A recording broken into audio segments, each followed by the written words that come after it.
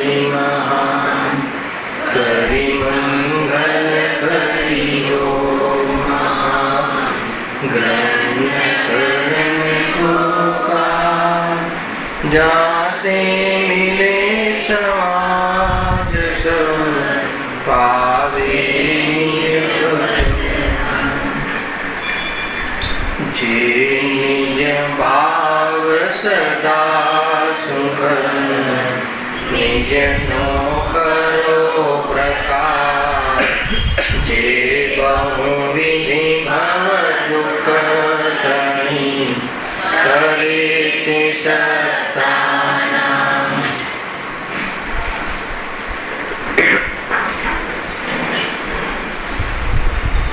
आज श्री मोक्षमार्ग प्रकाशक ग्रंथ से त्रीजा अधिकार पर આપણે સ્વાધ્યાય ચાલી રહ્યો છે। એમાં ટોપિક ચાલે છે કે મિથ્યાત્વનું સ્વરૂપ અને એના અંતર્ગત મોહજનિત વિષય વિલાસા। ત્યાં એટલો વિષય આપણે સમાપ્ત થયો કે આ જીવ મનુષ્ય આદિ પર્યાયપણે નિપજે છે ત્યાં જ્ઞાન દર્શન દ્વારા એનું જાણવું થાય છે। એ તો એનો સ્વભાવ છે। કર્મ ઉપાધિના નિમિત્તથી ક્રોધાદિ કશાય થાય છે અને સંયોગમાં રહેલું જે શરીર છે, જે મનુષ્ય આદિ જે શરીર છે, એ શરીર એના રંગ રૂપ આદિ એના ગુણ છે, એનું પણ પરિણમન થાય છે। મિથ્યાત્વ ક્યાં થયું? આ ત્રણેયને પોતાનું સ્વરૂપ માને છે। એ લીધું હતું અંતમાં। આ ત્રણેયને પોતાનું સ્વરૂપ માને છે। જ્ઞાનાદિ તો પોતાનો સ્વભાવ છે, રાગાદિ એ વિભાવ છે અને શરીર આદિ જળ દ્રવ્ય પર છે। એમ ભિન્નતા પાસતી નથી, એનું નામ મિથ્યાત્વ। ખૂબ સુંદર ચેપ્ટર છે।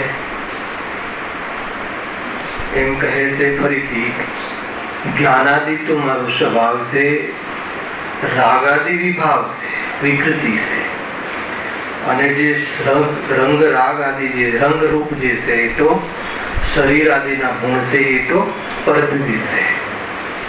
એમ ત્રણેયનું પૃથક પૃથક ભેદ વિજ્ઞાન રૂપ ભાષણ ન હોવાના કારણે ત્રણેયની એકતા રૂપ પ્રવૃત્તિ અને એને એકત્વને લઈને જે ગોરખ ધંધો કરે છે અને એને લઈને જે દુઃખી થાય છે એની ચર્ચા અહીંયા કરી છે। પછી દુઃખ દૂર કરવાના એના જૂઠા ઉપાયો, એ બધી ચર્ચા આગળ આવવા વાળી છે। પછી સેકન્ડ સ્ટેપ શું હતું? વળી બીજું શું મિથ્યાત્વનું બીજું શું સિમ્પટમ્સ હતું કે એ જે સંસાર અવસ્થામાં જે આ પાંચ ઇન્દ્રિય અને મનના ઢગલારૂપ જે શરીર મળ્યું છે તેના માધ્યમથી જાણવું થાય છે। સંસારમાં છદ્મસ્ત જીવોની જે જાણવાની જે પ્રવૃત્તિ છે એ પાંચ ઇન્દ્રિય અને મનના નિમિત્તથી પદાર્થને જાણવાનો વ્યવસાય થાય છે, પ્રવૃત્તિ છે જ્ઞાનની। તો આ જીવને એવું ભ્રમ થઈ જાય છે કે આ ઇન્દ્રિયોથી જ્ઞાન થાય છે। સાંભળજો બરાબર? લીધું હતું આ બધું, થોડું 2 મિનિટમાં બધો વિષય સમેટી લઈએ। આ ઇન્દ્રિયોથી, ઇન્દ્રિયોની સહાયથી જ્ઞાન થાય છે, અથવા તો ઇન્દ્રિયોથી જ્ઞાન ઉપજે છે।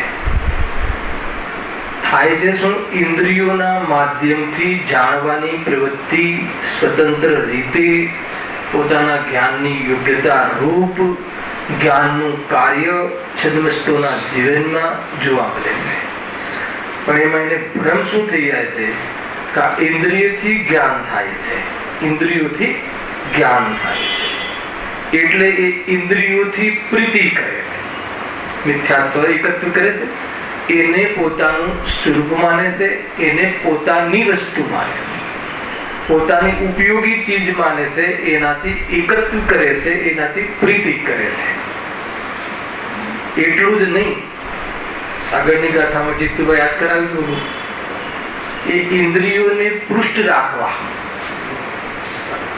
અર્થાત તો જેમ કે પાલક આદિથી, લીલોતરી આદિથી આંખની રોશની બરાબર રહેશે, યદ્યપિ નિમિત્ત નૈમિત્તિક સંબંધ તો છે, એની ના નથી, એવું નથી કે નિમિત્ત નૈમિત્તિક સંબંધ નથી, પરંતુ ઇન્દ્રિય અહીંયા ચેપ્ટર શું ચાલે છે? ઇન્દ્રિયો પ્રતિ પ્રેમ હોવાના કારણે એની પુષ્ટિ થતી જાણે જે પદાર્થોથી એનો પણ પ્રેમ કરે છે. પ્રેમ કરે છે એટલે એને પણ લાભદાયી માને છે, પોતાના માને છે, બરાબર? અને એ લાભદાયી માને છે તો એનું આખું જીવન આ ઇન્દ્રિયોના માનમાં, જે ઇન્દ્રિયોના માધ્યમથી જાણવું થાય છે, અને એ પરપદાર્થો તરફની એની જે રાગ આદિ વૃત્તિ છે, એને રાગ અને જ્ઞાનનો ભેદ નથી. તો આ જ્ઞાનને કેવી રીતે રાગની પ્રવૃત્તિમાં એકત્વરૂપ થઈ અને પરપદાર્થોની સાથે પણ અપનત્વની રુચિ કરતો આ જીવ સંસારને વધારે છે, અર્થાત તો વધારીને દુઃખી થાય છે નિરંતર, એની ચર્ચા હવે બીજા પેરેગ્રાફમાં. બીજા પેરેગ્રાફની થોડીક આપણે ભૂમિકા બાંધી હતી, હવે એની ચર્ચા આપણે પ્રારંભ કરીએ. શું છે જુઓ, હેડિંગ શું છે? મોહજનિત વિષય વિલાસા. ચેપ્ટર તો ચાલે છે કે જ્ઞાનાવરણી કર્મના ક્ષયોક્ષમથી થતા ઉઘાડરૂપ ધ્યાનને કેવી રીતે આ વિષયોમાં રાગ સાથે એકત્વ હોવાના કારણે રાગમાં એ ઉપયોગ જ્ઞાનનો વ્યવસાય કરીને કેવી રીતે અભિલાષાઓની પુષ્ટિનો કાર્યક્રમ કરે છે અને ભ્રમ પાલે છે. પરપદાર્થો જે શરીર આદિને પણ એક માનતો હોવાના કારણે જાણે એમાંથી રસ આવે છે એવી જાતિના ભ્રમનું પોષણ કરે છે. એની ચર્ચા બહુ જોરદાર આપી છે. માનો કે એટલી એકત્વની ક્રિયા ચાલે છે કે એમાં આપણને ભેદ દેખાતો નથી. જ્ઞાનીને પણ રાગની, સાંભળજો બરાબર, રાગની, જ્ઞાનની અને આ પૂતગલ સાથેની પ્રક્રિયા તો એમને પણ તે ચાલે છે, પરંતુ એને જ્ઞાની કેમ કહેવાય છે અને આને પ્રવૃત્તિ એમ ચાલે એવી જ ચાલે છે તો પણ અજ્ઞાની કેમ કહેવાય છે? એ મૂળ મુદ્દો છે. હા, મૂળ મુદ્દો છે. એવું જરૂરી, એવું નથી કે જ્ઞાની હોય તો એને કોઈ ઇન્દ્રિયો વગર જાણતું હશે, એવું નથી. અને જ્ઞાની જે છદ્મસ જ્ઞાનીની વાત છે, અલ્પજ્ઞની વાત છે, એ પણ ઇન્દ્રિયોના માધ્યમથી જાણે છે અને પોતાની ભૂમિકા અનુસાર રાગ સહિત મિશ્રિત જાણવું થાય છે અને પરપદાર્થો સંબંધી એને સંયોગમાં પરિવર્તન પણ જોવા મળે છે, પરંતુ એને શું ત્રણેયને એક નથી માનતો.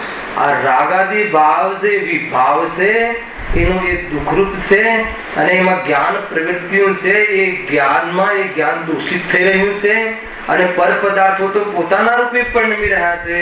એમ બધી જ વસ્તુનું યથાર્થ યોગ્ય જ્ઞાન છે, ભેદ જ્ઞાન હોવાના કારણે એ બહારમાં ઉપયોગ જે વપરાય છે એને વાસ્તવમાં દૂષણ માને છે અને રાગને પોતાનું સ્વરૂપ માનતો નથી. એટલા માટે એ જ્ઞાની છે. એવું નથી કે કોઈ જ્ઞાની કોઈ અલગ રીતે જાણતો હશે અને જ્ઞાનીને કોઈ સંપૂર્ણ રાગ તો મટ્યો નથી, પણ રાગ અને જ્ઞાનનું એકત્વ મટ્યું છે. દેહ અને આત્માનું એકત્વ મટ્યું છે. બંને બધું જ મારું સ્વરૂપ છે એ માની અને પ્રવર્તતો નથી. ભિન્ન ભિન્ન માનીને પ્રવર્તન ના, સાંભળજો, ભિન્ન ભિન્ન માનીને પ્રવર્તે છે એમ નહીં, એમ પ્રવર્તતું હોવા છતાં ભિન્ન ભિન્ન અનુભવ કરે. બહુ અંતર પડી જાય છે. પકડવા આવે છે. માન લો કે એમ નથી કે ભાઈ એ ભિન્ન માનીને પ્રવર્તે છે એમ નહીં, એ પ્રમાણે પ્રવર્તવાના કાળમાં ભિન્ન ભિન્ન અનુભવ કરે છે. તો એ આ સારી વસ્તુ છે, ભિન્ન માનીને પ્રવર્તવું એમ નથી. મતલબ પ્રવર્તે તો આ રીતે જ છે અજ્ઞાનીની જેમ, પણ એમાં ભિન્ન ભિન્ન અનુભવ કરે છે. શું ભિન્ન અનુભવ કરે છે? શરીરનું લક્ષ્ય થાય છે એ કશાયને પોતાના સ્વરૂપમાં અનુભવ નથી કરતો. એનું જ્ઞાન તો કરે છે, પરંતુ હું આ મારું સ્વરૂપ છે એમ વેદતો નથી. અને અજ્ઞાની શું? અજ્ઞાની કેવી રીતે ભેદ જ નથી પડતો.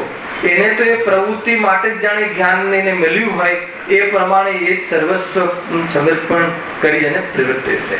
અને એ જેના લક્ષ્યથી પ્રવર્તે છે એ પદાર્થોની સાથે પણ એકત્વ કરતો, પર સાથે એકત્વ થઈ શકતું નથી, પણ એકત્વનો ભ્રમ કરતો જીવન વિતાવે છે. થોડુંક બહારમાં મતલબ કે લાકડીએ સહાય કરી તો એ લાકડી વગર કલ્પના નથી કરી શકતો, મતલબ એના અસ્તિત્વની. એવી જાતિનું એકત્ર થઈ જાય. ખ્યાલ આવે કે નહીં? આ હાથ પગ થોડા ઢીલા પડે અને તો એનું એટલું એકત્ર છે કે એના વગર એના અસ્તિત્વની કલ્પના જ નથી કરી શકતો.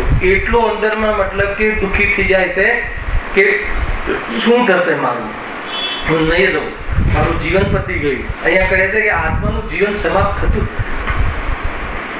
ખરેખર આખો કન્સેપ્ટ આ રીતે છે. આમાં અનેક રીતે આપણે ગયા શનિ રવિ આને રાગ સાથે એકત્રપણાની વાત કરી હતી. હવે એની જોરદાર ચર્ચા આવવા વાળી. જો મોહના આવેશથી તે ઇન્દ્રિયો દ્વારા વિષય ગ્રહણ કરવાની ઈચ્છા થાય છે.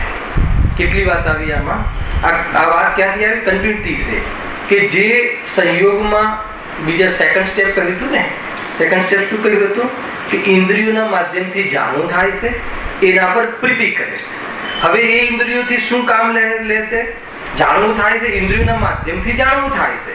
પણ ભ્રમ શું થઈ ગયું છે? ત્યાં ઇન્દ્રિયોથી જણાય છે. ઇન્દ્રિયોથી જણાય છે, એમાંથી જ્ઞાન ઉપજે છે. અને એ જ વાસ્તવમાં મને તો જ્ઞાન પેદા કરવામાં ઇન્દ્રિયો જ કારણ છે. એટલી પ્રીતિ કરે, એક જ તો થઈ જાય છે. એટલું જબરજસ્ત વાત ચાલે છે. હવે એ કહે છે કે એ ઇન્દ્રિયો, તે ઇન્દ્રિયો દ્વારા આગળ શું શબ્દ છે? મોહના આવેશ. અહીંયા મિથ્યાત્વ લેવું, દર્શન મોહ લેવું. ક્યાં એને એવું માને છે અનાદિથી કે આમાંથી મને સુખ મળશે, પરદ્રવ્યમાંથી સુખ મળશે, રસગુલ્લામાંથી આનંદ આવે છે, એમ જે માને છે, અથવા આમાંથી મને લાભ થશે, શરદી ગરમીથી મને લાભ થશે, ઠંડી હવાથી મને લાભ થશે, એ મોહ, એ મિથ્યા. એનો લાભ થશે એટલે સુખ, એમાંથી મને આનંદ મળે છે એવું માનતો હતો. એના આવેશ પૂર્વક, એવા આવેશના કારણે અથવા મોહ કર્મના ઉદયમાં આવી મિથ્યા ભ્રાંતિ સહિત વાળો જીવ અજ્ઞાનીની મુખ્યતાથી છે. એ શું કરે છે? તે ઇન્દ્રિયો દ્વારા વિષય ગ્રહણ કરવાની ઈચ્છા થાય. ખ્યાલ? તો એ વિષય ગ્રહણ કરવામાં અહીંયા બે અર્થ લીધા હતા. ખ્યાલ? બે અર્થ લીધા હતા ને વિષય ગ્રહણમાં. એટલે વિષય ગ્રહણ એટલે ઇન્દ્રિયો દ્વારા વિષય ગ્રહણ. ઇન્દ્રિયો બે રીતે કામ લીધું હતું ને. એક તો ગ્રહણનો અર્થ જાણવો. ઇન્દ્રિયો દ્વારા જાણવાની પ્રવૃત્તિ શું કામ કરે છે? બહુ ઊંચો ટોન છે આ. આપણે જાણવાની પ્રવૃત્તિ શું કામ કરીએ છીએ? ઇન્દ્રિયોની વાત ગૌણ રાખી આ કથનમાં. આપણે જાણવાની પ્રવૃત્તિ ઇન્દ્રિયના વિષયોમાં શું કામ કરીએ છીએ? બે ત્રણ વાર પૂછું છું. ખ્યાલ આવે? એટલે આપણે જ્ઞાનની પ્રવૃત્તિ ઇન્દ્રિયોના વિષય, ઇન્દ્રિયના વિષય, ઇન્દ્રિયોનો વિષય કોઈ દોષ નથી. તે ઇન્દ્રિયોના જ્ઞાનનો વિષય. આંખનો વિષય રંગ રૂપ, કાનનો વિષય ગીત શબ્દ, એ રીતે. નાકનો વિષય સુગંધ ગંધ, એ રીતે. જીભનો વિષય સ્વાદ આદિ, ખાટો મીઠો આદિ. તો એ સંબંધી જ્ઞાન જાણવાની પ્રવૃત્તિ શું કામ કરે છે? ખાલી જ્ઞાતા દ્રષ્ટા રહેવા માટે પ્રવૃત્તિ કરે છે? છદ્મસ, સમજો, છદ્મસ ની વાત કરું સમગ્ર, એમાં અજ્ઞાનીની મુખ્યતા. શું કામ જાણવાની પ્રવૃત્તિ કરે છે? કે મોહના આવેશ છે. એ પદાર્થમાં એને પોતાનો લાભ, અર્થાત તો એમાં પોતાની કોઈ કલ્પના થઈ હોવાના કારણે આથું શું રાગનું એકત્વ એને લઈ અને જ્ઞાન જાણવાની, એ પદાર્થને વિષય ગ્રહણ કરવાની ઈચ્છા થાય છે. હવે ઈચ્છા થાય છે એટલે એટલો ખ્યાલ આવે. જોરદાર પોઈન્ટ છે આ. જો ખ્યાલ આવશે તો આગળનો વિષય સરળ ઉતરશે નહીં. કોઈ બી તમે તમારા જીવનમાં લગાવો. આપણે શું કામ કોઈ વસ્તુ જાણવાની પ્રવૃત્તિ તો જ્ઞાનનો સ્વભાવ. બે વસ્તુ છે ને, ઇન્દ્રિય ભોગ અને ઇન્દ્રિય જ્ઞાન. ઇન્દ્રિય જ્ઞાન અને ઇન્દ્રિય ભોગ બે વસ્તુ. બીજું જ્ઞાશક્તિ અને ભોગાશક્તિ બે. અને જ્ઞાશક્તિમાં જાણવાની ઈચ્છા. બધી વસ્તુઓ જાણવાની, જ્ઞેયોને વિશે જાણવાની આસક્તિ, અને જાણેલા જ્ઞેયોમાં સુખની કલ્પના માની અને ભોગવવાની આસક્તિ. ખ્યાલ આવે ને? અને એક બંને કાર્ય, સંસારને બનાવવાના કાર્ય જ્ઞાનની પ્રવૃત્તિથી પોષણ, એના માટે જાણવું થાય છે. કોઈ બી હવે તમે એને શું કામ સૂંઘવું ફૂલ, શું કામ જોવું ટીવી, શું કામ જોવી મેચ, ખ્યાલ આવ્યો કે નહીં? મેચ જોવી એ કોનું કાર્ય છે? મેચ જોવી એ કોનું કાર્ય છે? બતાવો. અને ગાયક જોવો એ કોનું કાર્ય છે? તરત આત્માનું. અને મેચ જોવી એ આંખનું. ખ્યાલ આવ્યો કે એમ છે? અને મેચ જોવી એ બી જ્ઞાનનું કાર્ય છે. જ્ઞાન સ્વપર પ્રકાશક જાણવું એનું સામર્થ્ય છે. ત્યાં સુધી કોઈ દોષ નથી. સાંભળજો, ઇન્દ્રિય જ્ઞાન આજે નિયમ સાથ ચાલ્યો ને, મને બરાબર ખ્યાલ છે. પેલા ગુરુદેવ એક શબ્દ કહ્યું ને, આપણને જાણવા રૂપ જે જ્ઞાન લાગે છે એ તો જ્ઞાન જ નથી. એ તો ઘણી અપેક્ષાઓ છે ભાઈ. ખ્યાલ આવ્યો કે નહીં? જ્યાં આત્મામાં ડૂબવા વાળા ત્યાં આત્મજ્ઞાનની અપેક્ષા છે. ખ્યાલ આવ્યો કે નહીં? અચ્છા, તો એ બતાવો, આત્મા સંબંધી જાણવું એ જ્ઞાન તો જ્ઞાન છે કે નહીં? મકાન સંબંધી જાણવું એ જ્ઞાન નથી. અને આત્મા સંબંધી જાણવું એ જ્ઞાન. અરે ત્યાં આત્મજ્ઞાનની મુખ્યતા છે. અરે તું શાસ્ત્ર મતલબ કે ત્યાં તો શાસ્ત્ર જ્ઞાન તે જ્ઞાન નથી, શાસ્ત્રનો અભ્યાસ તે જ્ઞાન નથી. આજે જોરદાર કહ્યું. અને અહીંયા હું એક વાક્ય કહું છું કે જે ઇન્દ્રિય જ્ઞાન છે એ જ્ઞાનનો અંશ છે. એ ગુરુદેવે કહ્યું. આ મતિ શુદ્ધ જ્ઞાન છે ને, અજ્ઞાનીનું પણ એ કેવલ જ્ઞાનનો કટકો છે. આમ કહે ખ્યાલ આવે કે નહીં? ધવલાનું કોટેશન આપીને જ્ઞાન તો એક જ છે. જ્ઞાન જે એને જાણવાની ઓરથી જોઈને સ્વભાવનો અંશ, જે જાણવા રૂપે લઈએ તો સ્વભાવનો અંશ છે. અને ઇન્દ્રિયોના અવલંબનથી જાણવાનો જે વિભાવ લઈએ તો એ સંબંધી એટલો એનો વિભાવ છે. ખ્યાલ આવ્યો કે નહીં? અને એ વિભાવ પણ બંધનું કારણ નથી. ઇન્દ્રિયોના માધ્યમથી જાણવું બંધનું કારણ નથી. ખ્યાલ આવ્યો કે નહીં? પણ ઇન્દ્રિયોના માધ્યમથી જાણવામાં એ હું ઇન્દ્રિયમાંથી જ્ઞાન ઉપજે છે. એ ઇન્દ્રિયનો પ્રેમ કરી લેવો, મોહ કરી લેવો, અને એને લઈને એમાં જાણવામાં જે પદાર્થો આવે એ પદાર્થો તો જ્ઞાનમાં ઝલકતા હતા, પણ એ જ્ઞેય પર આસક્ત થઈ જવું અને એને હું મેળવી લઉં, એને પ્રાપ્ત કરી લઉં ને એને ભોગવી લઉં, એવી જાતિની જે ભોગાશક્તિ છે, આસક્તિ છે, એ બધું સંસાર છે. ખ્યાલ? ભ્રમ ત્યાં થઈ જાય છે જીવની. અહીંયા વાત હતી ને કે વિષય ગ્રહણ કરવાની ઈચ્છા થાય. વિષય ગ્રહણ કરવાની એટલે જાણવાની. જાણવાની ઈચ્છા કેમ થાય છે? વાત આપણે ત્યાંથી ચાલીએ. બસ એમાંથી એને ભોગવવાની. આપણે લીધું હતું લાસ્ટ ટાઈમ. ભોગવવાની એટલે શું? એને પ્રાપ્ત કરવાની, અથવા એની કલ્પના છે કે આનાથી મને લાભ થાય છે, એને લઈને એ પદાર્થોને જાણવાની, ગ્રહણ કરવાની ઈચ્છા થાય છે. ખ્યાલ આવ્યો કે નહીં? એ બતાવો કે શાસ્ત્ર સ્વાધ્યાય કરવાની ઈચ્છા કેમ થાય છે? સાસો બરાબર જવાબ આપજો. શાસ્ત્ર સ્વાધ્યાય કરવાની ઈચ્છા કેમ થાય જીતુભાઈ? એનાથી લાભ થાય છે. શાસ્ત્ર સ્વાધ્યાય કરવાથી શું થાય છે? શું લાભ થાય છે? એક વાક્ય આપણે પૂરું કરીએ, બહુ કોઈ ઉતાવળ નથી. આપણે શાસ્ત્ર સ્વાધ્યાય કરવાથી શું લાભ? શાસ્ત્ર સ્વાધ્યાય કરવાનો ભાવ કયો? પુણ્ય ભાવ. એનાથી શું લાભ થાય એવું બતાવો. આત્માની પ્રાપ્તિ થાય છે. શું વાત કરો છો? નથી. એક જણ તો કહે ને આત્મા શાસ્ત્ર સ્વાધ્યાય કરવાથી આત્માની પ્રાપ્તિ થાય. એક જણ તો કહે, ગુરુદેવની સભાનો એક મેમ્બર કોઈ કહે, એને તને શાસ્ત્ર સ્વાધ્યાયમાં દેખાય છે. શું મેળ છે આ? શાસ્ત્ર સ્વાધ્યાય કરવાથી શું થાય? આત્માની પ્રાપ્તિ થાય. શું શાસ્ત્રનો સ્વાધ્યાય કરવો એટલે શું? શાસ્ત્રને જાણવું. શાસ્ત્રમાં જે આત્મા સંબંધી વાતો છે જાણવી. તો એ શું કામ જાણવી થાય છે? એ જાણવાની ઈચ્છા શું કામ થઈ? એનાથી લાભ થાય છે. બરાબર છે? એટલા માટે જાણવાની ઈચ્છા થઈ. આ રીતે છે.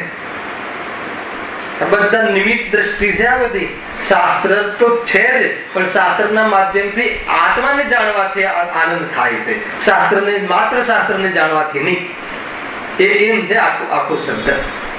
મારે જાણવું છે કે જાણવાની જે ઈચ્છા થાય છે, પદાર્થને ગ્રહણ કરવાની એટલે જાણવાની ઈચ્છા થાય છે, એ અજ્ઞાનીને સંસારમાં મોહાશક્તિ, મોહના આવેશથી થાય છે. મોહના આવેશથી એટલે આનાથી હું તરી જઈશ, આનાથી મને સુખ થશે, આ પદાર્થથી હું આમ ભોગવીશ તો મને આનંદ આવશે, ખાટા રસથી મને બહુ જ અંદરમાં મજા આવે છે, એટલા માટે એ ખાટો રસ ક્યાં મળે, કયા ફળનો છે, અને એ મતલબ કે ક્યાં મળશે આ ફળ, એ બધી જાણવાની જ્ઞાનની જે મહેનત છે, એ મહેનત કોના માટે કરે છે? પોતાના રાગ સાથે એકત્વ હોવાના કારણે આ ખ્યાલ જયેશભાઈ તમે કીધું ફરીથી લીધું. આ રાગનું આટલું એકત્વ છે. જ્ઞાન તો જ્ઞાન જ છે, પરંતુ એ જ્ઞાન ક્યાં કામે લગાડીએ છીએ? રાગની મૈત્રીમાં. ખ્યાલ?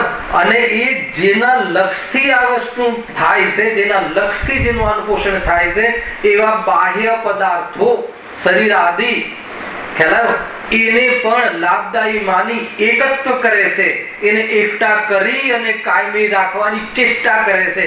આવી ગયું મોહમાં મિથ્યાત્વનું સ્વરૂપ.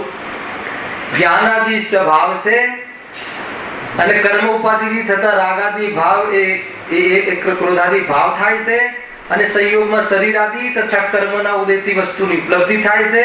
આ બધાને પોતાનું સ્વરૂપ માને છે, એકતા લઈને ચાલે છે, અને એકતા બની રહે, કાયમી એ વસ્તુ બની રહે એ માટે જ્ઞાન એને પ્રયાસ કરે છે. એનું નામ મિથ્યા જ્ઞાન છે, એનું નામ મિથ્યાત્વ છે. આ રીતે ચાલે. બહુ જોરદાર વાત છે ભાઈ, શાંતિથી સાંભળવા જેવી વાત છે કે કેવી રીતે પ્રવૃત્તિ થાય. એકવાર વિચાર કરીએ જ્ઞાનના આલોકમાં કે આપણે જે બી અત્યારે આપણે કરીએ છીએ, આત્મા કરે છે તો જ્ઞાન, બીજું કરે છે રાગ. આત્માના બે કામ બતાવ્યા, પણ આત્મા જળનું કરતું નથી. આ ગુરુદેવની સ્ટાઇલ. રાગ કરે છે અજ્ઞાનને વશ થઈને, અને રાગથી જુદા જ્ઞાનને જાણે છે, જ્ઞાનને લઈને, અને એવું કામ કરે તો એ જ્ઞાની થઈ જાય. બસ આ 3-4 સ્ટેપમાં સંસાર મટાડવાની વાત છે, બીજી કોઈ વાત નથી. પણ એની આપણને એકતા મને કોઈ એકતા જ નથી અત્યારે તો. જોરદાર, મતલબ કે તમે તમારા પ્રવચનો તો અમે ગાડીમાં ને અહીંયા ને ત્યાં ને બધે સાંભળીએ છીએ, આ છે તે છે જોરદાર. અને ગુરુદેવની વાત તમે જે ખોલી રહ્યા છો તો મતલબ કે અમને બરાબર બેસી રહી છે ને બધું જ બરાબર ચાલે છે. જરા પણ આવે તો હવે તો ભાઈ રાગ બહુ ઓછું થઈ ગયું. બહુ સરસ ખ્યાલ. વાત શું કરે છે કે સાંભળવાની મજા આવે છે, ખ્યાલ, અને કહે છે કે રાગ ઓછું થઈ ગયું. જીવને વિતરાગીનો રાગ એને ધર્મ લાગે છે, અને રાગીઓનો રાગ અધર્મ લાગે છે. આ રીતનું ચાલે છે. રાગ ચાહે વિતરાગીઓનો હોય અને રાગ ચાહે રાગીઓનો હોય, ઇન્દ્રિય ભોગોનો હોય, રાગ તો બળાવે તે બળાવે. અગ્નિ ચંદનની હોય અને આંબાના લાકડાની હોય. કઈ અગ્નિ? ચંદનની અગ્નિ ઠંડક અપાવે હશે કે લાકડાની? અરે આંબાની ઠંડક કઈ અપાવાય? અગ્નિ તો અગ્નિ છે ભાઈ, કોઈ ફેર પડતું નથી. અહીંયા શું કહે છે કે જે જાણવાની વિષય ગ્રહણ કરવાની ઈચ્છા થાય છે, અને બીજું એમાં શું લીધું હતું? વિષયને પ્રાપ્ત કરવાની, ભોગવવાની ઈચ્છા થાય છે.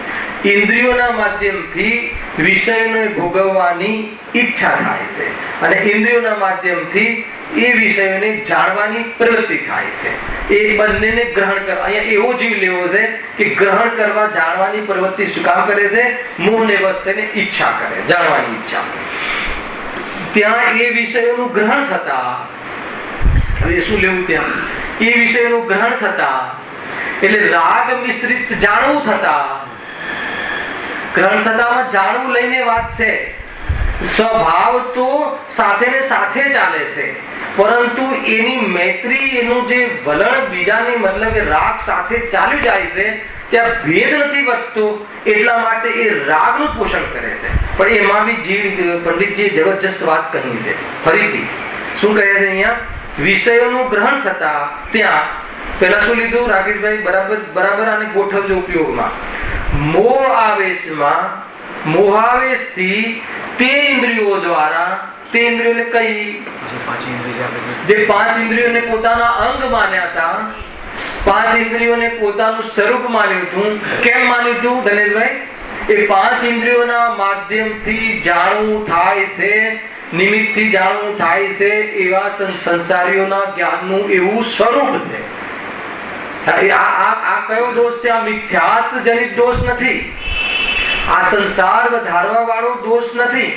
કેમ કે આવું જાણવું તો 12મા ગુણસ્થાન સુધી થાય છે, પરંતુ ઇન્દ્રિયોના માધ્યમથી જાણવું થાય છે. ત્યાં જ્ઞાન જ્ઞાયકમાંથી આવે છે, એ ખ્યાલ ન હોવાના કારણે ઇન્દ્રિયો પર પ્રીતિ કરે છે કે હું આનાથી જ જાણું છું. એ ઇન્દ્રિયો દ્વારા એ ઇન્દ્રિયોને પુષ્ટ કરવા માટે અનેક પ્રકારના બાહ્ય પદાર્થોને પ્રાપ્ત કરવા માટે એની જાણવાની ઈચ્છા થાય છે. આખો સ્લેબ ખ્યાલમાં આવે કે નહીં? આ પ્રવૃત્તિ થાય છે. હવે તમને આટલા સ્ટેપ ભલે ખબર ના હોય, પણ આપણું જ્ઞાન પ્રવર્તન આ રીતે કરે છે, રાગની સાથે મેળ કરીને. એટલા માટે હું કથન વારંવાર કહું છું. ખ્યાલમાં આવે છે? આજે જો પકડાય આખી વાત કેવી રીતે કરે છે, જ્ઞાનનું પ્રવર્તન આપણું કેવી રીતે કરે છે કે એ 5 ઇન્દ્રિયોના માધ્યમથી જાણવું થાય છે. એ તો સ્વરૂપ છદ્મસના જ્ઞાનનું, ક્ષરક્ષમનું સ્વરૂપ. ચાહે ગમે એટલો મોટો જ્ઞાની હોય, સમ્યક જ્ઞાની હોય, મુનિ અવસ્થામાં જીવ હોય, તો પણ એનું જાણવું, પરપદાર્થ સંબંધી જ્ઞાનનો વ્યવસાય એ તો ઇન્દ્રિયોના માધ્યમથી જ થાય છે. પરંતુ જે અજ્ઞાની જીવ છે એને આ જ્ઞાન જ્ઞાયકમાંથી આવે છે એવી ખબર ન હોવાના કારણે, એના ભેદાભેદ વિપરીતતા હોવાના કારણે, હલાવ્યું કે નહીં, ભેદાભેદની વિપરીતતા હોવાના કારણે એ શું માને છે? આનાથી જ્ઞાન થાય છે, આનાથી મારું કાર્ય સધાય છે, એટલે ઇન્દ્રિયોને પૃષ્ઠ રાખવા, ઇન્દ્રિયોને બરાબર રાખવા, એટલે શરીરને બરાબર રાખવા, એટલે શરીર હું છું એમ માનતો થકો પોતાને બરાબર રાખવા. ખ્યાલ આવ્યો કે નહીં? પકડાય છે વાત? બરાબર રાખવા. કઈ ચીજોથી બરાબર રહે કે જે નિમિત્ત પ્રધાન કથન મળે છે કે આનાથી ખોરાકથી આ ખોરાકથી આમ થાય, આનાથી બરાબર લોહી શુદ્ધ થાય, આનાથી બરાબર આંખ ચોખ્ખી થાય, આનાથી કાન બરાબર રહે, આનાથી નાક ખુલી જાય, આનાથી પેટ સાફ થાય, જે તો એ પદાર્થોને બારામાં જાણવાની પ્રવૃત્તિ મોહાસક. આનાથી મને લાભ થાય. મને એટલે કોણ? એનું મને એટલે કોણ? ખ્યાલ આવે છે? ગજબ છે. તો એટલી એકતા વર્તે છે ને, તો અહીંયા તો આપણે ભિન્નતા કરીએ છીએ એટલે ખ્યાલ આવે કે આપણે તો કોઈ બીજાનું કામ કરીએ છીએ. અહીંયા સાંભળીને ખબર પડે છે. બાકી તો આપણે અવિરતપણે, અને એમાં વિશેષ એને પ્રેમ ન હોવાથી વિતરાગતાનો અહીંયા સાંભળવા સુધી ઠીક લાગે છે, વળી પાછું હતું એમ થઈ જાય. એ શ્રોતાના સ્વરૂપમાં લીધું હતું. કેવા કેવા પ્રકારના શ્રોતા હોય છે. પગથિયા સુધીના શ્રોતા, અહીંયા સુધીના શ્રોતા લીધું હતું ત્યાં પેલોથી કામ. બહુ મતલબ કે આનો મને ટોન એટલું સારો લાગે છે કે પંડિતજી આપણને એક માન લો કે જે શરૂઆતના પહેલા પેરેગ્રાફમાં સ્ટેટમેન્ટ આપ્યું ને કે મનુષ્ય પર્યાયમાં અવતરે છે, એને જ્ઞાનાદિથી જાણવું થાય છે, અને કર્મ ઉપાધિથી ક્રોધાદિ રાગાદિ ભાવ થાય છે, અને સંયોગમાં શરીર છે, નાનું મોટું છોટું પતલું ઝાડું, રંગ લાલ પીળું કાળું થયા રાખે, જે થયા રાખે. આ બધું એ શરીરનું ને આનું ને આનું, પણ આ જીવને આ ત્રણે એક લાગે છે. અને એક લાગે છે એટલે એની એકતા હંમેશા બની રહે એવી જાતા, એવી માટે એનું જે જ્ઞાન છે એનું પ્રવર્તન કરે છે. અને એ અહીંયા આવે છે. તો આપણને દોષ લાગે? આ દોષ નથી લાગતો. આ કહે છે કે આને લઈને બાકીના દોષ છે. ખ્યાલ આવે કે નહીં? આ વિષય એ જ્ઞાનમાં વિષય બને, એ વિષયની જે ભોગવવાનો ભાવ થાય એ કશાય. અને આ વિષય જો જ્ઞાનમાં આ લાકડું ઝલક્યું, બરાબર છે, જ્ઞાનમાં આ ફોન ઝલક્યો, તો એ તો જ્ઞાનની પ્રવૃત્તિ છે.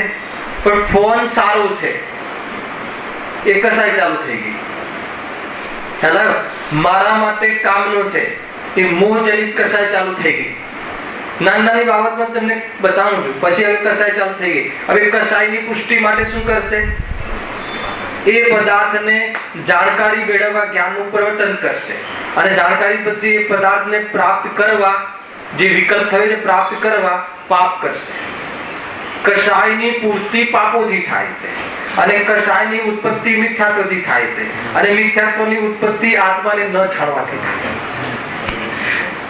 છે. એટલા માટે ગુરુદેવે તું સૌ પ્રથમ આત્માને જાણ, એક જ વાત, તો બધું સમાધાન થઈ ગયું. એટલી જોરદાર ધીકતી ધીકતો ધંધો ચાલે છે આ જીવનો. તેજી છે કે મંદી છે જીતુભાઈ? બતાવો બોલભાઈ, તેજી છે કે મંદી છે? તેજી છે, ફૂલ તેજી છે. ધીકતો ધંધો ચાલે સંસારનો. ક્ષેત્ર બદલાઈ ગયું, પાટિયા બદલાઈ ગયા, પણ માલ તો જો એનો રાખ્યો છે, હે ને? મતલબ મંદિરમાં આવી ગયો પણ એને દીકતો ધંધો અહીંયા પણ અહીંયા એની આદત પડેલી છે ને, એ આદત એકત્વ કરવાનો, તો કોઈ વાત નહીં. ત્યાં પાપના રાગથી એકત્વ કરતો હતો, એ પુણ્યના રાગથી એકત્વ કરે છે. ત્યાં દુકાનથી એકત્વ કરતો તો એ મંદિરથી કરે છે, પણ આદત થોડી છોડી. ખ્યાલ આવે કે આદત નથી છોડી એને. એટલું ખરું કે અહીંયા એ વાતનું જ્ઞાન કરાવવામાં આવવાના કારણે ચાન્સ છે. નહીં તો બહુ ઉલટો જ કાઢે. જયારે બધે એક જ છે તો અમે જે કરીએ તે કરવા દો ને, તો કહે છે કે અહીંયા ચાન્સ છે. કેમ કે અહીંયા એ સંબંધી જ્ઞાન કરાવવામાં આવે છે, અહીંયા એ સંબંધી બતાવવામાં આવે છે, મંદિરમાં આપણું સ્વરૂપ બતાવવામાં આવે છે. ગઈકાલે લીધું હતું રાત્રે કે ભગવાનને સમૃદ્ધ વિશ્વમાં કોઈ વસ્તુ મતલબ નમસ્કાર ને યોગ્ય હોય તો કોણ છે? દેવશાસ્ત્ર, વિતરાગી દેવશાસ્ત્ર ગુરુ. કેમ?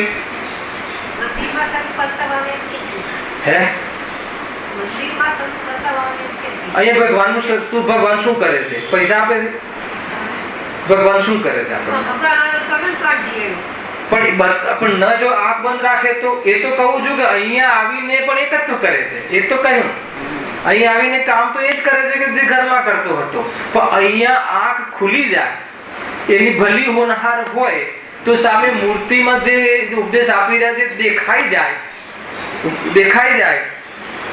નિરખો અંગ અંગ જીનવર કે જિનકે ઝલકે શાંતિ અપાર છે કે નહીં?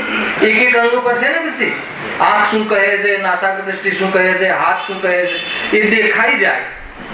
ભગવાન તો દેખાડે છે પણ હું દેખતો નથી. એ દેખાઈ જાય કે દુનિયામાં જો આમ બેઠો છો, કઈ કરી શકતો નથી અને કઈ કરવા જેવું નથી, બધું પૂર્ણ લાગ્યું છે એટલે જો હું આ બેઠો છું અને તું બધા હાથ પ્રસારે છે, જો હું આ મતલબ પલાઠી મારીને બેઠો છું, જો મતલબ વિતરાગી થઈને, જો મને દુનિયામાં તારી સામે જોવાની પણ ફુરસત નથી, નાસાગર દ્રષ્ટિ, તો એ અગર એને દેખાઈ જાય તો અહીંયા મેં તો એ બતાવ્યું કે આપણે દેવશાસ્ત્ર ગુરુ વિતરાગ માર્ગના ગાઈડ છે. એ બતાવે છે, આપતા નથી. વાત ત્યાંની છે, બતાવતા નથી. એ વાત આવે તો મંદિરમાં આવવાનું શું કામ આવે? પ્રભુ તમારા ચરણમાં અગર તમે અમને બતાવો, તમે ખોટું તો બતાવો જ નહીં, પણ તમે બતાવો જ નહીં તો અમને તમારી કઈ જરૂર નથી. આ રીતે છે, આવી તાકાત હોવી જોઈએ. અને બતાવો તો, અને જો બતાવો ને હું જોઈ લઉં પછી બી તમારું કઈ કામ. સાદી સાદી ભાષામાં બહુ મોટી મોટી ગાથાઓ છે, આ છે અંદર શાસ્ત્રોમાં. ખ્યાલ આવે કે બતાવ્યું, જોઈ લીધું, હવે એડ્રેસ આપી દીધું, હવે એડ્રેસ આપ્યું તો ત્યાં પહોંચવાનું ને. વાત એ છે અહીંયા, વાત એ છે કે 5 પંચેન્દ્રિયના વિષયો અથવા મોહના આવેશથી તે ઇન્દ્રિયો દ્વારા વિષય ગ્રહણ કરવાની ઈચ્છા થાય. બરાબર લયમાં આવજો તમે. બહુ સુંદર વિષય છે, બહુ સુંદર વિષય છે. શું કહે છે? વિષય ગ્રહણ કરવાની ઈચ્છા કેમ થાય છે? આપણે શું કામ કરીએ છીએ વિષય જાણવાની ઈચ્છા? કે એ પદાર્થોથી લાભ થાય છે, એના લોભે એ પદાર્થોના વારામાં આનાથી આંખ સારી થાય છે, આનાથી વાળ બરાબર રહે છે, આનાથી વાળ ખરતા નથી. કેમ એમ કરે છે? કેમ કે એને પોતાનું અંગ માને છે, આગળથી કનેક્શન નથી. ખ્યાલ આવ્યો કે નહીં? ખરેખર તો વાળ અને નખ તો અંગ પણ નથી, આત્માના પ્રદેશો પણ નથી. અને સૌથી વધારે એડવર્ટાઇઝ અને સૌથી વધારે જીવન એની પાછળ દુનિયાની. ખબર નથી આ રીતે છે. અંદર વેરાગ આવી જાય. શું આપણે ખોટો ધંધો કરીએ છીએ? તો કે અમે કયો ખોટો ધંધો કરી? તો કે આ ખોટો ધંધો છે. ખ્યાલ આવે કે નહીં? બીજાની સાર સંભાળ કરવાનો ખોટો ધંધો નથી માનતો. આ ખોટો ધંધો એ નથી. બીજાને પોતાનું માનીને સાર સંભાળ કરે છે એટલે એને વિવેક નથી. પહેલી લીટી શું છે? પહેલી લીટી વાંચો પ્રભુ. શું છે?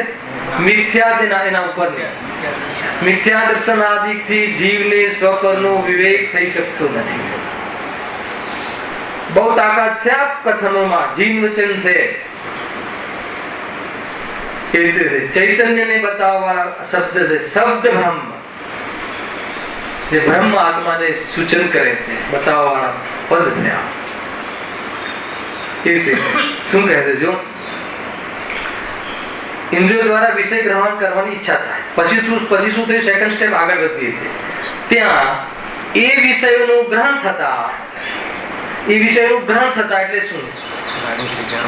રાગ સહિત એનું જાણવું થતા પેલા જાણવાની ઈચ્છા થઈ, એટલે જાણવાની ઈચ્છા થઈ એટલે ગ્રહણ કરવાની ઈચ્છા થઈ એટલે જાણવાની ઈચ્છા થઈ, મોહના આવેશથી, અને ઈચ્છા થઈ એટલે પછી એમાં પ્રવર્તન કર્યું. ત્યાં એ વિષયોનું ગ્રહણ થતા એ વિષયોનું જ્યાં જાણવું થયું, કલ્પના સહિત જાણવાની ઈચ્છા હતી કે આમાંથી આ મળે છે અને આ આવું છે અને આનાથી લાભ થાય છે, અને એ વસ્તુને ભોગવવા માટે, એને પ્રાપ્ત કરવા માટે જ્ઞાનને કામે લગાડ્યું, અને એ કામે લગાડ્યું ને વસ્તુની જાણકારી મળી. જાણકારી મળી પછી શું થાય છે? જે ઈચ્છા હતી ને એ સંબંધી જે વિકલ્પ હતા, રાગમાં તીવ્ર ઈચ્છા હતી કે આનું મારે આનું બધું જાણકારી લેવી છે, આમ છે, આમ છે, પ્રાપ્ત કરવું છે. પછી શું થયું? એ સંબંધી આગળ જુઓ, થતા એ ઈચ્છા મટવાથી, આ બહુ જોરદાર કથન છે. કઈ ઈચ્છા? એ પદાર્થને જાણવાની ઈચ્છા થઈ ભોગવવા માટે, અને એ સંબંધી બહારમાં સાતવેદની કર્મમાં ઉદય થઈ વસ્તુનો પણ સંયોગ થયો, અને એ પ્રમાણેનો જ્ઞાનમાં ખુલાસો પણ થયો, અને રાગ સહિત જાણવાની ઈચ્છા થઈ. હવે એ જે તીવ્ર ઈચ્છા હતી એ સંબંધી ઈચ્છા થઈ, એમાં શું થયું? ઈચ્છા મટી, અથવા ઈચ્છા સંબંધી બહારનો પ્રવૃત્તિ થઈ તો એની ઈચ્છા ડાઉન થઈ. ઈચ્છા ડાઉન થઈ ને, તો ઈચ્છા ડાઉન થઈ તો શું થયું? નિરાકુરતા થાય છે, એટલે આનંદ માને છે. અર્થાત તો એ વખતે એને સુકૂન થાય છે. તો સુકૂન શાનાથી થયું? એ શું માને છે? આનંદ માને છે. પણ શાનાથી આનંદ માને છે? કે મને આ પદાર્થો મેં જાણ્યા, અને એ પદાર્થોને મને મળ્યા, અને એનાથી મારી ઈચ્છા પૂર્તિ થઈ, અને ઈચ્છા પૂર્તિ થઈને પછી ઈચ્છાનો અભાવ થયો, એટલે મને આનંદ થયો. કે નહીં? આખું કથન આ રીતે છે. લોકમાં પણ, વિષયોના આનંદમાં પણ રાગના ઘટવાથી આનંદ થાય છે, એ વાત અહીંયા આપણને જણાવવા આવે. મોક્ષમાં સુખ કેવું હશે, વિતરાગી સુખ કેવું હશે નવીનભાઈ, એ બતાવવા માટે પણ આનો ઉપયોગ થાય છે. કે જેમ અહીંયા વિષયોમાં આનંદ નથી, અરે વિષય ભોગમાં આનંદ માનવા વાળાઓને પણ વિષયોનો રાગ મટી જાય છે, અને એ સંબંધી નિરાકુરતા થાય છે. અર્થાત વિકલ્પ ન રહેતા એની જે નિરાકુરતા થાય છે એ વિકલ્પના અભાવનો રાગ છે, એનો આનંદ છે. પરંતુ એ જીવ આ આનંદને, આનંદ વ્યક્ત આનંદ નથી કહેવાતો, આ પર્યાગત યોગ્યતા કહેવાય છે. આ વાસ્તવિક આનંદ નથી, આ અતિન્દ્રિય આનંદ નથી. સમ્યક દર્શન થયા પહેલા એક ક્ષણ માટે પણ અતિન્દ્રિય આનંદ મળે એમ ન બને. પણ અપેક્ષિત આનંદ, એ જે આનંદ વિતરાગ જે આનંદ છે, રાગના ન રહેવાથી જે આનંદ છે, એ આનંદ ખ્યાલ આવ્યો કે અહીંયા પણ વિષય સંબંધી એ એંગલ, એ લેવલનો, એ સંબંધનો વિકલ્પ મટી જતા એ આનંદ રહે છે. એ આનંદ વાસ્તવમાં એ આત્માનો સ્વભાવ છે, પરંતુ ગ્રંથિ ભેદ ન હોવાના કારણે એ આનંદ એમ માને છે કે મને આમાંથી આવ્યો, એટલા માટે એ સાચો આનંદ નથી. આખું આ રીતે અહીંયા તો ઓર ઘણી બધી વાતો કરવી છે. અહીંયા તો આગળ વાત કરી, જો ઈચ્છા મટવાથી નિરાકુલ થાય છે એટલે આનંદ માને છે. ઈચ્છાનો અભાવ કોના આધારે થયો? અરે એ તો પ્રપોર્શનેટ છે. કોઈ વિષયની ઈચ્છા એ સંબંધી નિરંતર નથી રહેતી. ઘણીવાર ઈચ્છા બદલવાના, ઈચ્છા ન રહેવાના અનેક કારણો છે. એ ઈચ્છાનો વિષય બીજો થાય તો એ સંબંધી ઈચ્છા ન રહે, એ પણ એક કારણ ખ્યાલ આવ્યો કે નહીં? એક બીજું ઈચ્છા ન રહેવાનું કારણ શું છે? કે ઈચ્છાનું આયુષ્ય અંતર્મુહૂર્ત રહે છે. અંતર્મુહૂર્ત થી બધી ઈચ્છાઓ પલટાય છે. પરંતુ એ સંબંધી ઈચ્છા કોઈ જે વિધિથી એને ન રહી, પરંતુ એ સિવાય બીજી ઘણી ઈચ્છાઓ તો ચાલુ થઈ જાય છે. એ રીતે આગળ ઈચ્છાનું આખું પકડ આવવા વાળું છે. એટલે અહીંયા એનો વિશેષ ખુલાસો નથી કરતા. ખ્યાલ આવે ને? મનજનિત ઈચ્છાઓ, બધી ઈચ્છાઓના ભેદ પ્રકાર આગળ છે. અહીંયા તો વાત એટલી છે કે રાગમાં જે તીવ્ર ભાવ હતો, જે રાગમાં જે તીવ્ર વાસના હતી, એ તીવ્ર વાસના એ વિષયની જાણકારી વિશે જ્ઞાન ત્યાં પ્રવર્ત્યું, અને એ જયારે ઈચ્છા ડાઉન થઈ એટલે એને આનંદ થયો. એટલે એ માને છે કે મને આનંદ થયો. ક્યાંથી થયો? ઈચ્છાની પૂર્તિ ક્યાંથી થઈ? यद्यपि तो ઈચ્છાની સમાપ્તિથી આનંદ થયો છે, પણ ત્યાં અન્ય લોકો ઈચ્છાની સમાપ્તિ પૂર્તિ કરીને માને છે. અને જૈન ધર્મમાં આત્મામાં એ વસ્તુ જ નથી, અને આત્મામાં પ્રીતિવંત બની આમા સદા પ્રીતિવંત બને આમા સદા સંતુષ્ટ ને ઠરાવ્યું કે નહીં એમ એમાં આ સ્વરૂપમાં પ્રીતિ થતા એનો મહિમા આવતા એ સ્વરૂપની ખબર પડતા બહારના પદાર્થોનો મહિમા મટી જાય અને એમ ઈચ્છા લેવલથી અનંતાનુબંધી ઈચ્છા મટી જાય અને પ્રપોઝડ ઈચ્છાઓનો ક્રમથી મટવું થાય સ્વરૂપના આધારે, એનું નામ ઈચ્છા મટવી છે. અને આની ઈચ્છા કેવી રીતે મટી જતું? પછી બીજો કોઈ પ્રકાર છે નહીં? ખાવાથી બી ઈચ્છા મટી ને. ભૂખ લાગે, કેટલું આમાં ભૂખ લાગે એટલે ખાઈએ એટલે ભૂખ મટે છે કે નહીં? બતાવો. હે પણ એ સિવાય બીજા બધા પ્રોબ્લેમ તો ચાલુ જ છે ને. છતાં બોલો આત્મામાં મને તો ઘણી વાર એવું લાગે કે આનાથી ઘણા મેસેજ છે. આત્મામાં સુખ અને દુઃખ બે સાથે રહી શકે છે. આનાથી એ બી એક વિઝન નીકળે છે. એનો દીકરો પરીક્ષા પર રિઝલ્ટ લેવા ગયો હોય અને ત્યાંથી ફોન આવે. શું ફોન આવે? કે મારે પાસ થઈ ગયો છું, મારે સારા નંબરે. તો એ સંબંધી જે વિકલ્પ હતો એ સંબંધી શાંતિ, તો એ સંબંધી શાંતિ હોવા છતાં બીજી ઉપાધિ તો ચાલુ છે ને. શરીરમાં રોગ છે, એ છે, દુકાનમાં જે તકલીફો છે ચાલુ. તો એ સંબંધી સુખ અને ઓ સંબંધી દુઃખ બે સાથે રહે લોકમાં પણ. યદ્યપિ એ કોઈ સાચું સુખ નથી, કેમ કે આત્માના આશ્રયે એના અનંતાનુબંધી કશાયનો ભાવ કરી અને એવી જાતિનો કોઈ સુખ નથી. પરંતુ અપેક્ષિત સુખ એટલા માટે કહેવાય છે કે ત્યાં પણ નિરાંત જે થઈ છે એ તો એ સંબંધી વિકલ્પ ન રહેવાથી થઈ છે. જીવને એમ લાગે છે કે મારા દીકરાએ મારા વિકલ્પની પૂર્તિ કરી એટલે મિથ્યા તો એ ઘૂસે છે કે દીકરો બી મારો અને મારો હિતેચ્છુ. હવે દીકરાને છૂટતો કેમ જોવે? એટલા માટે દીકરાના વિયોગથી કે દીકરાને પિતાના વિયોગથી એ દુઃખ થાય છે કે મારો લાભનો પદાર્થ જતો રહ્યો. એના જવાથી દુઃખી નથી. હલાવે કે નહીં? સ્વાર્થનો દુઃખી છે. આ રીતે એક વસ્તુ તમે આમ ફોલીને જુઓ ને તો એ આ રાગમાં ને આ મિથ્યાત્વમાં તો આમાં કોઈ ડરવાની વાત નથી ભાઈ. સ્વરૂપ જ આવું છે. આમાં કોઈ મતલબ કે તમારા દીકરા તમારા વચ્ચે અમારે આવું નથી તો રોંગ છે. દીકરા બાપ જે પણ કોઈ હોય દરેકની રીતે આવું છે. હલાવે કે નહીં? એક વાર એના અભિપ્રાયથી વિરુદ્ધ અભિપ્રાય કરીને જોઈ લેજો. ખ્યાલ આવે કે નહીં? એક વાર દીકરાના કે દીકરીઓના અભિપ્રાયના વિરુદ્ધ અભિપ્રાય આપીને જોઈ લેજો. કેટલો પ્રેમ છે ને કેટલો દ્વેષ છે એ બધું ખ્યાલ આવી જશે. ખેર ખરેખર તો કોઈ સંબંધ નથી. આ જીવ મોહમાં તણાય છે. ખબર નથી ને આને કોણ હું કોણ. એટલે એકતા છે. જે આ ઇન્દ્રિયોના વિષયોના પોષણમાં નિમિત્ત બને એને શું માની લે છે? એ શરીરના ઇન્દ્રિય અને ઇન્દ્રિયના વિષયો અને એના ભોગવવાનો રાગ અને જ્ઞાન એવું મિક્સચર કરીને વેદે છે. એવી કલુષતાને વેદે છે. કોને વેદે છે? આ ન ઇન્દ્રિયોને વેદે છે, ન ઇન્દ્રિયના પદાર્થને વેદે છે. ખરેખર એ જોવામાં આવે તો રાગને વેદે છે. અને પરમાર્થથી જોઈએ તો અજ્ઞાની ને જ્ઞાની ને બંનેને જ્ઞાનનું વેદન છે. કેમ કે વેદનનો સ્વભાવ જ્ઞાનનો છે.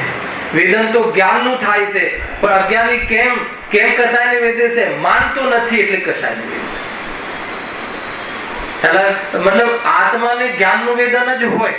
આ બાય ડિફોલ્ટ નિયમ જ્ઞાની હોય કે અજ્ઞાની હોય એને જ્ઞાનનું જ વેદન થાય છે. કેમ કે સંવેદનશીલ જ્ઞાન છે, પણ એ સંવેદનશીલ જ્ઞાન છે એ જ્ઞાયકથી અભેદ છે એવી ખબર ન હોવાના કારણે, ભેદાભેદ વિપરીતતાઓના કારણે જેનાથી અભેદ છે એનાથી અભેદ નથી માનતો, અને જેનાથી જુદું છે એનાથી જુદું નથી માનતો. જેનાથી જુદું છે એનાથી અભેદ માને છે, અને જેનાથી અભેદ છે એનાથી જુદું માને. તમને એમ લાગે કે આમાં સુસ્તા લાગે છે? જુદું માને છે એટલે મતલબ કે જેનું છે એનું સુખ આત્મામાંથી આવે છે એમ નથી માનતો. એનાથી અભેદ હોવા છતાં પણ આજે કસાય ઘટી કસાય ન રહી એ આત્માને ઇન્ડિકેટ કરે છે, પરંતુ એ માને છે કસાય ન રહેવામાં કોને મદદ કરી?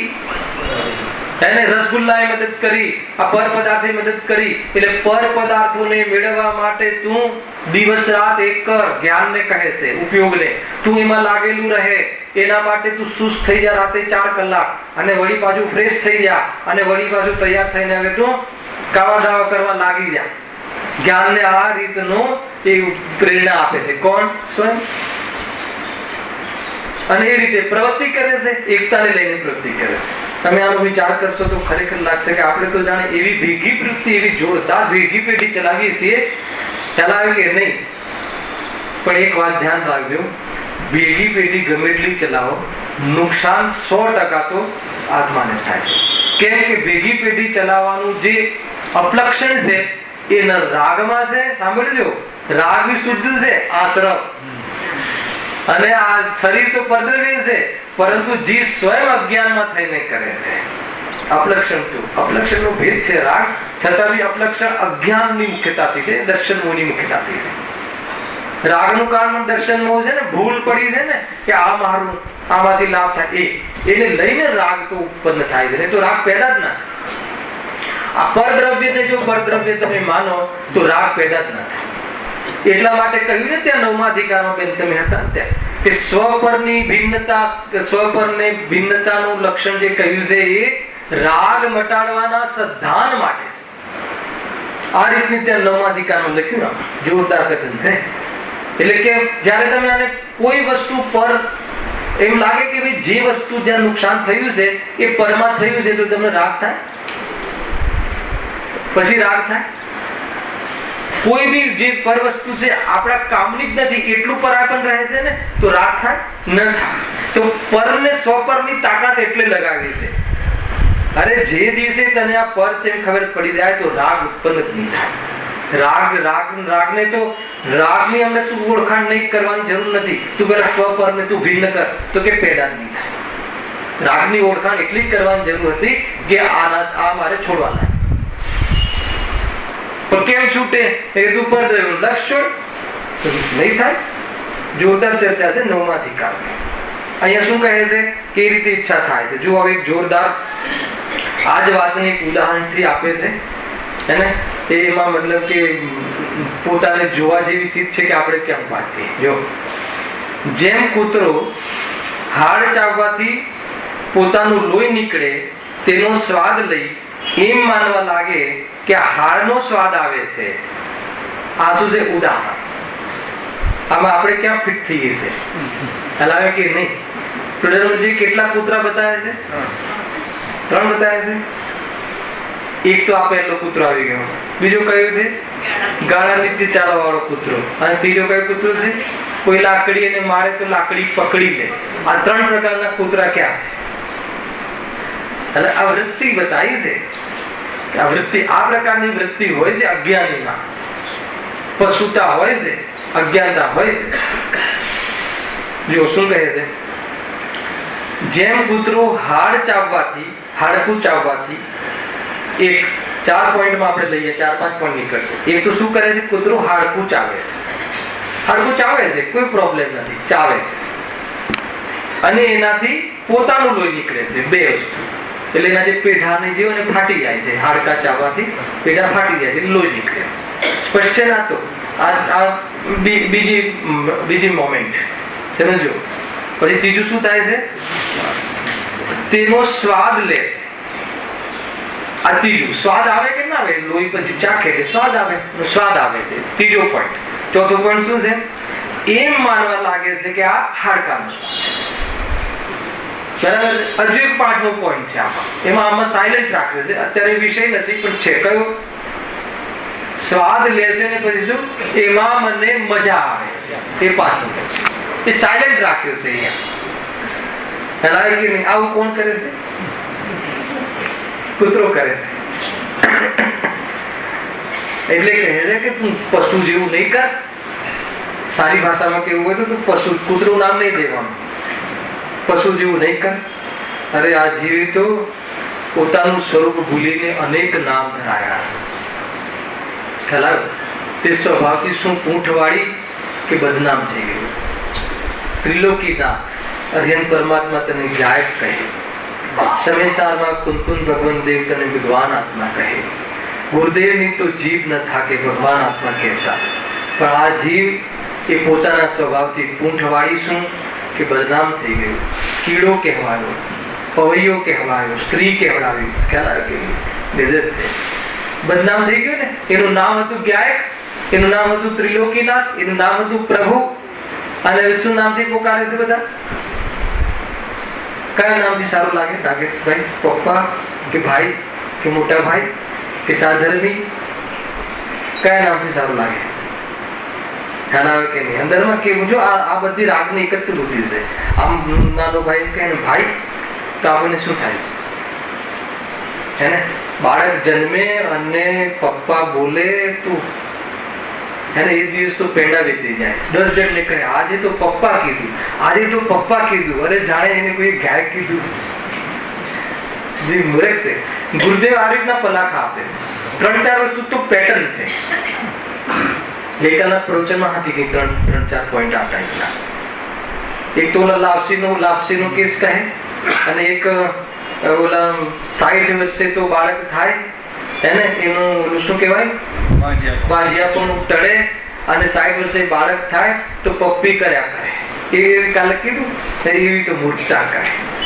અને વળી પાછો કઈ લાખોનો ફાયદો થાય તો શું કહે, ચલો આજે તો લાપસી બનાવો. અને પછી એક હજુ કંઈક હતું, એક ત્રીજો કંઈક પોઈન્ટ હતો, યાદ નથી આવ્યું. તો જોરદાર પછી કહે કે આ બધા અજ્ઞાનીના અપલક્ષણ છે, આ તારી શોભા નથી, અને તું બાપ બની ગયો એ તારી શોભા નથી, એમ કહે. ભગવાન બનવાની જગ્યાએ તું બાપ બની ગયો એમ. કોઈ દિવસ આવું આપણને લાંછન લાગે છે? કોઈ દિવસ આપણને આપણી ભૂલ અથવા તો અજ્ઞાનતા અથવા તો આ કલંક લાગે છે? બાપ બનવું કલંક લાગે છે? સીધી વાત. શું વાત કરે છે? દુનિયાની અંદર તો બાપ ને બને ને કલંક કહે. દુનિયાના ગણિત જુદા છે. ચાલાયો કે નહીં? એ પણ સમ્યક દ્રષ્ટિ બનીને ભગવાનનું લઘુનંદન થઈ શકે. સ્ત્રી પુરુષ ને નપુંસક ત્રણે સંગીત પંચેન્દ્ર જીવો છે. ત્રણે જીવો મતલબ કે સમ્યક દર્શન કરી શકે છે. લૌકિકની વાત જુદી છે ભાઈ, અહીંયા વાત જુદી છે. મોક્ષ માર્ગમાં તો ખરેખર સ્વરૂપના સ્વાદિયાની કિંમત છે, બાકી બધી કોઈ કિંમત નથી. તું ગમે એટલું વાંચે ને ગમે એટલું ભણે, આજે આવ્યું ને ગમે એટલા શાસ્ત્રો બોલે, પરંતુ જેના માટે કરવાનું હતું એ ન કરે તો કહે છે કે એની કોઈ કિંમત, મોક્ષ માર્ગમાં કોડીની કિંમત નથી.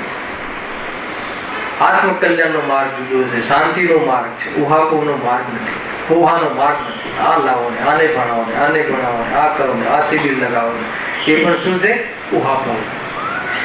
અહીંયા જાઓ ને ત્યાં જાઓ ને આ ગણો ને આ મંદિરો બનાવો ને આ પ્રતિષ્ઠા કરો, પ્રતિષ્ઠાઓમાં ધમાલ ધમાલ ધમાલ, સાંસ્કૃતિક પ્રોગ્રામ કરો ને આ કરો. વિકલ્પ વિકલ્પ વિકલ્પ, નિર્વિકલ્પ થવાનો માર્ગ નથી. ખ્યાલ કે જેની પ્રતિષ્ઠા થાય છે એ બનવું જોઈએ. ખ્યાલ કે વાત એમ છે, એના પર ધ્યાન નથી જતું. જેની પ્રતિષ્ઠા થાય છે એનું તો એના પર ધ્યાન જતું નથી. શું મતલબ કે આત્માની વાત જો શું કહે છે અહીંયા? 4-5 પોઈન્ટ કહે ને. એક તો હાડકું ચાવે છે, બીજું લોહી નીકળે છે. હાડકા ચાવવામાં લોહી નીકળે છે, એનો બી પ્રોબ્લેમ નથી. લોહીનો સ્વાદ આવે છે, એ બી કઈ નવીનતા નથી. પરંતુ આ સ્વાદ હાડકામાંથી આવે છે એમ માને છે, અને એનાથી મને મજા પડે છે એમ પણ જોડે માને છે, એ મિથ્યા પુરુષ. આ ઉદાહરણ ઉતારે છે વિશ્વમાં. જો તેમ આ જીવ વિશ્વને ચાવે છે, હાડકું ચાવે છે એની જગ્યાએ વિશ્વને ચાવે છે. હાડકું શું કામ ચાવે છે? હાડકું શું કામ ચાવે છે? આહાર માટે, ખોરાક માટે, પેટ ભરવા માટે, મજા માટે. તો આપણે વિષયને શું કામ જાણીએ છીએ? આવી ગયું ને? મોહ આવેશથી વિષયોને જાણે છે.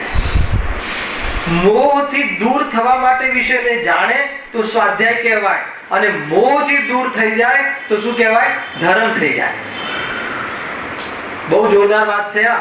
કે ઇન્દ્રિયનો વિષય શાસ્ત્ર પણ આવે છે, આગળ કહ્યું છે આમાં. શાસ્ત્ર પણ ઇન્દ્રિયનો વિષય છે. હવે ઇન્દ્રિયનો વિષય છે એટલે પણ શું? કર્ણ ઇન્દ્રિયનો વિષય કહો, સાંભળવાની દ્રષ્ટિએ, મનનો વિષય કહો તો વિચારવાની દ્રષ્ટિએ, તો દોષ થોડી છે. પરંતુ હાલાવે કે નહીં, આત્મકલ્યાણની દ્રષ્ટિ વગર કરે તો શાસ્ત્ર સાંભળી માન કસાઈને હું મોટો વિદ્વાન એ સંબંધી વિકલ્પનું પોષણ કરે છે, અને એ સંબંધી બહારમાં યોગ મળે યશનો, તો એને એ વિકલ્પ થોડો સેકન્ડોમાં શું થાય છે? એ સંબંધી શાંત પડે છે, પણ અંદરમાં એ બીજ એવું ઉકળે છે કે ઓર વધારે પ્રાપ્ત કરવાની ઈચ્છા તો બીજા સમય રહે છે. ખ્યાલ આવે છે કે નહીં? પરંતુ એ શાસ્ત્રના માધ્યમથી સ્વરૂપને સમજી જાય તો યશ મળવાના સમયે પણ યશની કામના હોતી નથી, નિર્વિકલ્પ રહે. એટલા માટે મુનિરાજોની કોઈ સ્તુતિ ઉચ્ચારે કે કોઈ ગાલી કહે, પરંતુ બંનેમાં સમતાને ધારણ કરે. કારણ શું? આ કારણ આ બધું મેચ જ છે. અહીંયા શ્રદ્ધામાં જો મતલબ કે કોઈ ભૂલ હોય ને શ્રદ્ધામાં ઠેકાણા ના હોય તો કહે છે કે પરિણામો તો તારી તાકાત હોય એટલા બંધ કરી લે કે કોઈ, અને શ્રદ્ધા તારી સરખી હોય તો ભોગોના કાળમાં પણ તારી વિરક્તિ જોવા જેવી. તો એ જીવ ડાળે ને સર્વજ્ઞ ડાળે. શું એને લઈને ગાથાઓ આવી ભોગના કાળમાં ભોગથી નહીં, વિરક્તિ દ્રષ્ટિ આત્મ સ્વભાવના ભલણથી. આખી જોરદાર વાત છે. આત્માના આનંદની વાત કઈ જુદી છે, ચૈતન્યને નિહાળવા જેવું છે, અને એટલા સરસ વિષય છે, આનંદ આવે એવો વિષય છે. જો હા, આ હાડકાનો સ્વાદ આવે છે. હા, હવે એમાં આપણે ઉતારીએ, અત્યારે સિર્ફ વાંચી લઈએ છે, એનો ખુલાસો કાલે બહુ સરસ રીતે કરી દીધો. તેમ આ જીવ વિષયોને જાણે છે, વિષયોને જાણે છે. શું કામ જાણે છે? કૂતરું હાડકું શું કામ જાણે છે? અને આ વિષયને શું કામ જાણે છે? એ એટલા માટે જાણકારી લેવા માંગે છે, જ્ઞાનને એટલા માટે વિષય આપવાની પ્રેરણા કરે છે જ્ઞાન સ્વયં પોતાને, કે મોહના આવેશથી, અર્થાત તો જ્ઞાન પોતાના જ્ઞાન નેત્ર બંધ કરીને મોહાવેશમાં એ પદાર્થોની શોધખોળમાં અજ્ઞાન થઈને પ્રવર્તે છે. અજ્ઞાનતાનો પક્ષ લઈને જ્ઞાન પ્રવર્તે છે. એક સક્ષમ જ્ઞાનનો ના નિમિત્તથી થવાવાળા દુઃખનો આ કેસ ચાલે છે. સક્ષમ જ્ઞાન તો સ્વભાવ છે, ઉગાડ છે જ્ઞાનનો, પણ એને શું કરે છે? મોહના પોષણ માટે એ જ્ઞાન તત્પર રહે છે, અને ચલ કે હું તને તારો એ વિષય શોધી આપું, એ હાડકું તને લાવી આપું, તો એ હાડકાને શોધવાની, એ હાડકાને જાણવાની, અર્થાત તો એ બધા પાંચ ઇન્દ્રિયના ભોગોના વિષયો વિશે જાણકારી લેવાની વિષયોને જાણે છે. પછી શું થાય છે? હવે જાણે છે એટલે એ વિષયને જાણવાની પ્રવૃત્તિ કરે છે. આગળ આપ્યું છે, તેથી પોતાનું જ્ઞાન પ્રવર્તે છે. આગળ શું લીધું છે? લોહી નીકળે છે, એ લીધું ને. જ્ઞાન પ્રવર્તે છે. ક્યાં જ્ઞાન પ્રવર્તે છે? જ્ઞાન મોહને લઈને પ્રવર્તે છે, કે હા આમ જ છે. આ વિકલ્પને અનુસાર એ જ્ઞાન પ્રવર્તે છે. વિકલ્પનું પોષણ કરતું જ્ઞાન પ્રવર્તે છે. અને પછી સ્વાદ આવે છે, લોહીનો સ્વાદ આવે છે. સ્વાદ શાનો આવે છે? ત્યાં કૂતરાને શાનો આવે છે? પોતાના લોહીનો. અહીંયા જ્ઞાન શાનો આવે? સ્વાદ શાનો આવે છે? સ્વાદ એટલે શું? સ્વાદ એટલે સુખ દુઃખ નું વેદન. અહીંયા અજ્ઞાન નું પ્રકરણ ચાલે છે, સાંભળી લો બરાબર. અહીંયા સ્વાદ આવે. સ્વાદ કોનો નથી આવતો? માની લો કે કોઈ ગાડી લાવવાની, ગાડી સ્લેન્સર ગાડી હોય તો આપણું આમ થાય ને તેમ થાય, તો એ પ્રમાણે ગાડી શોધી અને ગાડીના વિકલ્પ શાંત પડ્યો, તો વિકલ્પ શાંત પડ્યો તો એને ઈચ્છા, એને નિરાકુલતા થઈ, તો સ્વાદ શાનો આવ્યો? સુખનો, નિરાકુલતાનો.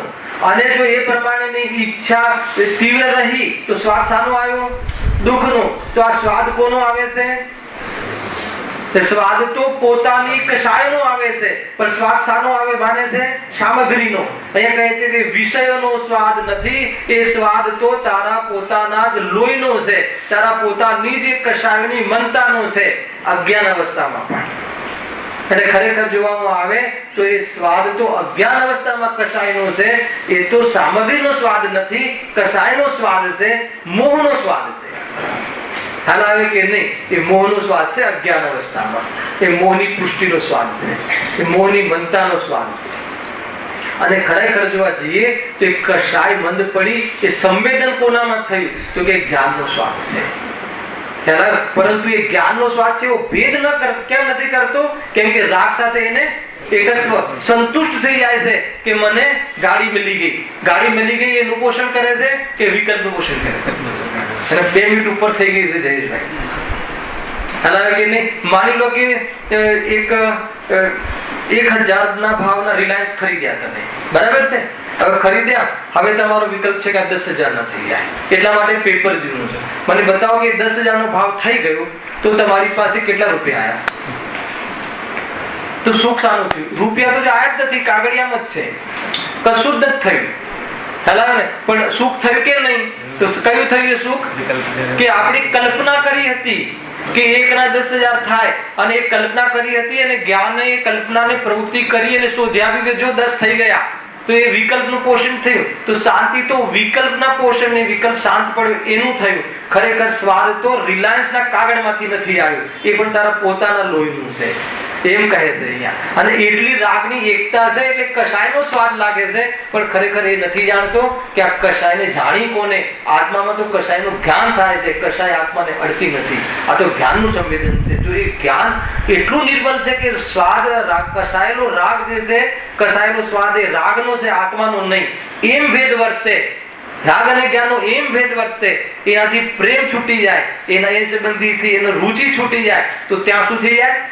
સમ્યક દર્શન થઈ જાય. અને એ ન છૂટે તો બસ પોષણ થયું. હવે બીજા રાગનું પોષણ, હવે ત્રીજા રાગનું પોષણ. ક્યારેક પોષણમાં વિક્ષેપ પડે તો દ્વેષ, દુઃખનો સ્વાદ આવે, અને એ સંબંધી અનુકૂળતા મળે તો સુખનો સ્વાદ આવે. તો આ રીતેના સુખ દુઃખ ચાલ્યા રાખે છે અને અંત આવતો નથી. કાલે વિશેષ ચર્ચા છે, કાલે પ્રવચન છે, ટાઈમ જે ટાઈમ નથી ટાઈમ.